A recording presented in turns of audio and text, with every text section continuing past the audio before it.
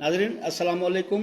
नाज़रीन आऊं आहियां अब्दुल हमीद खोसो ऐं मेराण प्रेस क्लब ते ही राधण वासी औरतूं पहुतियूं आहिनि जिन एहतजाज कयो आहे।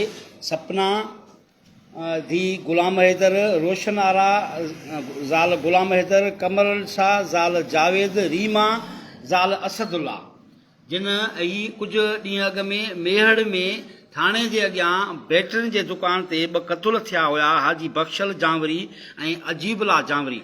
उन सिलसिले में हिननि औरतुनि असां वटि एहतजाज कयो आहे। हिननि जो चवणु आहे त असांजा मर्द हिन क़तूल में मुलवस न आहिनि ऐं हिननि पुलिस खां, इंतिज़ामिया खां, कोर्टुनि खां कमीशन जोड़ण जी ऐं अणधुरी जांच जी उन्हनि खां अपील कई आहे। ऐं हिननि वधीक चयो आहे त उतां जा जेके CCTV फुटेज आहिनि उहे बि हथु करे उन्हनि जे आधार ते जांच कई वञे। वधीक हिननि जो पंहिंजो मौक़िफ़ असां तव्हांजे अॻियां रखंदासीं। जी अदी, छा मसइलो आहे तव्हांजो?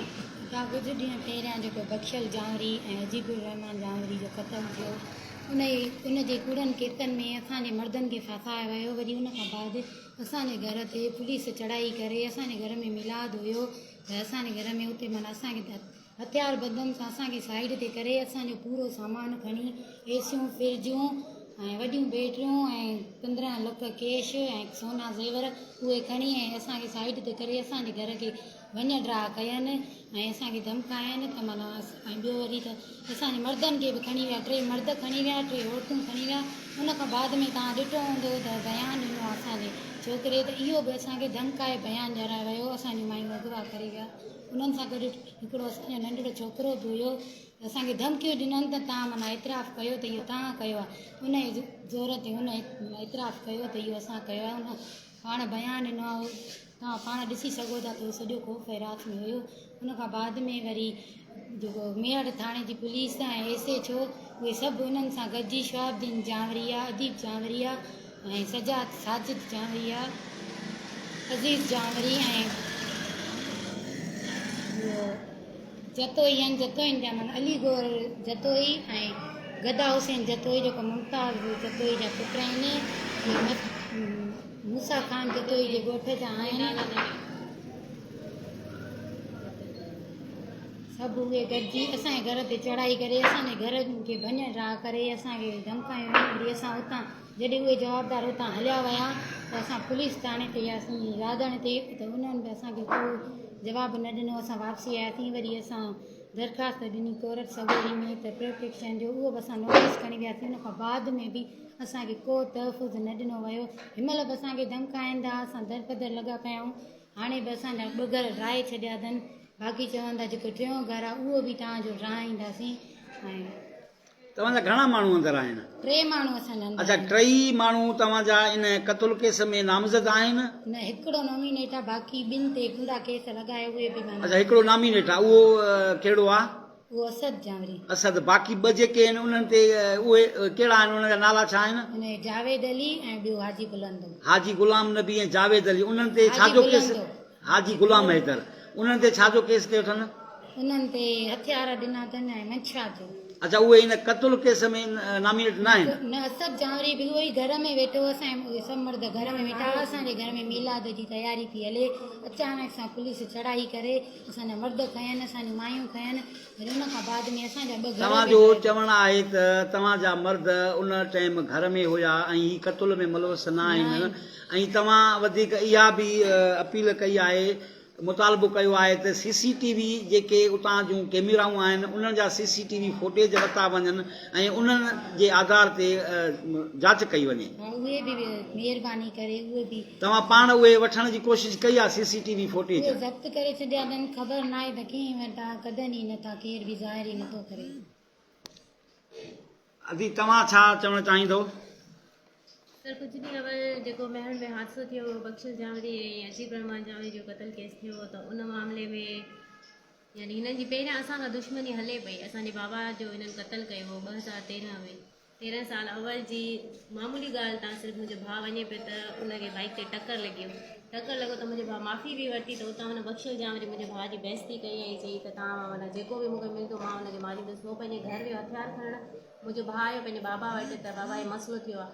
बाबा घर अचे पियो त उते ई बाबा बाइक तां लथो बि न आहे त कुंदा खणी बाबा खे धकणी हेठि किराए त उते ई बाबा खे गोलियूं हणी क़तल कई। असांजे बाबा असांजे भाउ भाइटे जे साम्हूं उन्हनि जे साम्हूं साह ॾिनो आहे, उन्हनि जी ॿाहुनि में साह ॾिनो आहे। हे था चवनि असांजा घोट हुया, असांजे घोटनि साह ॾिनो आहे, असांजे हथनि में असां 2 जनाज़ा कढिया आहिनि।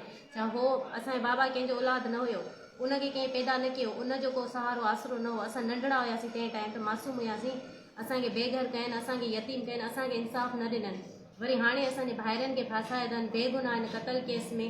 जेको बि फासाए थो त महिरबानी करे असां अपील था कयूं मेड़ SHO खे, DSP खे, IG सिंध खे। असांखे थींदो त असां हाई कोर्ट सुप्रीम कोर्ट असां मथे ताईं बि वेंदासीं।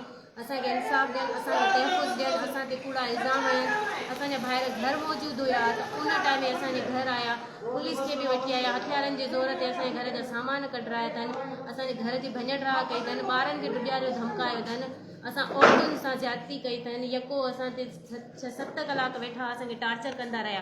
पोइ चयो अथनि त पंहिंजे भाउ खे चयो त एतिराफ़ करे त असां तव्हांखे छॾींदासीं। असांजे भाउ सऊदीअ में वेठो हो त उनखे कॉल कई अथनि, चइनि एतिराफ़ कयो, एतिराफ़ न कंदा त असां तव्हांजी औरतूं बि खणंदासीं, वधीक तव्हांजा नुक़सान थींदा, तव्हांजी जानियुनि खे बि नुक़सान थींदा। त मुंहिंजो भाउ उन टाइम ख़ौफ़ हिरास में हुयो। एतिरी हद ताईं हिननि फोर्स करे, हरेसमेंट करे मुंहिंजे भाउ खां बयानु ॾियारायो आहे। अॼु ताईं उहो बयानु फैलाइनि था, फेक आइडियूं जेके बि आहिनि उन्हनि ते रखे उहो फैलाईंदा था वञनि त हिननि एतिराफ़ कयो आहे, सबूत तौरु रखे वेठा आहिनि। तव्हां ख़ुदि ॾिसी था सघो त मुंहिंजो भाउ केतिरे ख़ौफ़ हिरास में आहे। उहो ॻाल्हाए तक न पियो सघे, हुनजो पूरो ध्यानु असांजी तरफ़ हुयो त हे माना कुझु कनि न हिननि खे। अॼु ताईं उहा वीडियो हुननि सेव रखी आहे, उन सां कोई मसइलो न आहे असांखे। लेकिन एतिरो चवंदासीं त असांजा भाइर बेगुनाह आहिनि, असां बेगुनाह हुयूं। ऐं हो था चवनि असां हिननि जी सुई तक नाहे खईं त हली ॾिसो, असांजा घर ॾिसो, रांगड़ मोहल्ले में घर आहे, ईदगाह साइड में घर आहे, असांजा दुकान, असांजी ज़मीनूं, उते माण्हू वेठा आहिनि 24 कलाक उते जेको वेठा आहिनि। असांखे अचणु नथा ॾियनि पंहिंजे घरनि ताईं। 3 घर ड्राहे चुका आहिनि, 4थे घर में असां वञूं था त उते हथियारनि सां अची राति जे टाइम वेहंदा, ॾींहं जो टाइम था अची वेहनि, असांजे ॿारनि खे ॾुॾियारींदा, असां औरतुनि खे ॾुॾियारींदा। असां तहफ़ुज़ जी अपील कई कोर्ट मां बि, असां वरी राधण खणी वियासीं, उहा अपील असांखे लेटर मिली त उते असांखे यानी मोट सुठी न मिली। चइनि असां अप्रूव कईंदा, बाक़ी असां अहलकार बि न ॾींदासीं, असां तव्हांजे लाइ कुझु नथा करे सघूं। त तव्हां ई ॿुधायो असां किथे वञूं, किथे वञी असां तहफ़ुज़ वठूं। ऐं असांखे पंहिंजियूं ॿनियूं आहिनि, असांखे ॿियो को वसीलो ज़रियो न आहे, त असां पंहिंजी ॿनियूं खणणु था चाहियूं, पंहिंजा अन खणणु था चाहियूं। त असां सभिनी खे अर्ज़ु था कयूं, रिक्वेस्ट था कयूं त असांजी मदद कनि, ताकी असां पंहिंजी ॿनियुनि ते बि वञी सघूं, असां पंहिंजे घरनि ते बि वञी सघूं। ऐं जेके असांजा भाइर आहिनि बेगुनाह जिन ते केस हयां अथनि त उन्हनि खे बि आज़ादु कनि। असद आहे ऐं जावेद आहे, हाजी बुलंदो आहे, उन्हनि खे बि आज़ादु कनि। हिननि नॉमिनेट कयो आहे असद खे, केस हयां अथनि, ॿियनि मुंहिंजे भाइरनि ते केस हयां अथनि, चवनि था त उहे रूपोश आहिनि। असांखे उहे वीडियो असांखे रोज़ु धमकाईंदा आहिनि, ॾुॾियारींदा आहिनि। असांखे का सवारी हिकु जॻह खां ॿी जॻह खणी वञण लाइ तयारु न आहे। का बि प्रेस क्लब ते वञूं था उतो असांजी को तहफ़ुज़ जी कंहिं बि हिसाब जी वीडियो वग़ैरह न्यूज़ असांजी नथा हलाइनि। हर कंहिं असांखे इनकार करे छॾियो आहे। शाबदीन जिथे किथे पए थो चवे त हिननि जा वीडियो न लॻाइजो। असां दादू में प्रेस क्लब कई, उते बि हुननि खे कॉलूं आयूं त हे घरो मामिलो आहे, तव्हां हिननि जी वीडियो वग़ैरह ठाहे छॾियो। जंहिं तंहिं खे ॾुॾियारींदा, पूरी राधण खे धमकाए अथनि त हिन औरतुनि जी केरु मदद न करे, केरु हिननि खे पनाह न ॾे। असां सां ज़ुल्म ज़्यादती कई अथनि। असांखे तहफ़ुज़ खपे, असांखे इंसाफ़ खपे। ऐं जेको बि हिन केस में मुलविस आहे, महिरबानी करे जांच वठी तव्हां उन्हनि ॾांहुं वञो। बेगुनाह तव्हां पंहिंजनि जो खून बि न लोड़ियो ऐं असांखे बि तकलीफ़ न ॾियो, असां ते बि ज़ुल्म न कयो। नाज़रीन, हीअ असां वटि राधण जूं रहवासणियूं मौजूदु हुयूं। रीमा ज़ाल असदुल्ला, सपना धीउ गुलाम हैदर, रोशन आरा ज़ाल गुलाम हैदर ऐं कमरुनिसा ज़ाल जावेद, जिन एहतिजाज कयो आहे। कुझु ॾींहं अॻु में मेड़ में 2 क़तल थिया हुआ। उन्हनि उन हिसाब सां त उन क़तल जी शफ़ाफ़ इंक्वायरी कई वञे।